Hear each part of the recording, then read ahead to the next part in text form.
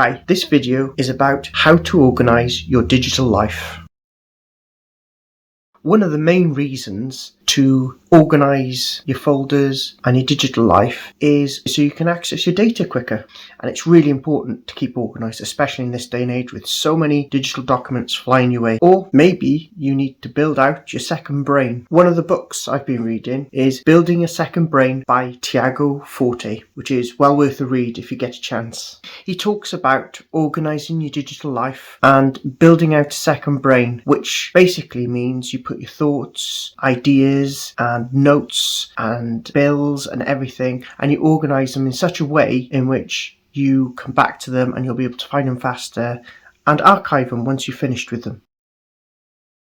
So in his book, he talks about a way of organizing your data using a method called PARA. So how do we build this PARA system? Well, PARA stands for Personal, Area, Resources and Archive. Personal being projects you're currently working on. Area is about responsibility, so your car, your house, bills and other related finances. Resources are more interest or hobbies or articles that you find interesting or things you'd like to keep more long term or things that you might find useful. So archive is projects that you're finished with or documents that you don't use anymore and you put them into your archive. Maybe in a similar category as personal and resources and area, where you can put those categories within the archive and sort them out like that as well. So the first thing you're going to need to do is set up some folders, whether that's in Google Drive,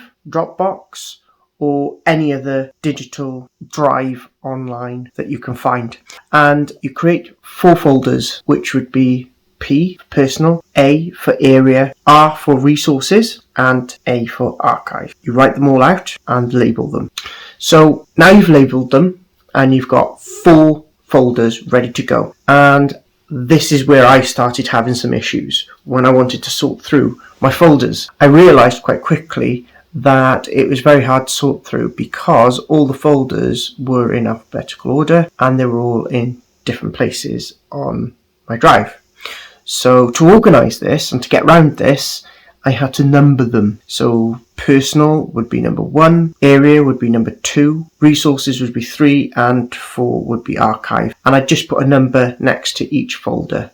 And that organized them in such a way that it was easy to put everything into the folders that I needed then. That's just a little tip. So the second problem I had was that some programs don't like using other folders. They like their own folders and it needs to be on the first level of that drive. So if you're saving things straight into Google Drive from a program such as DaVinci Resolve or something like that, it'll want to create its own folder on the first level. That's fine, it's not a problem.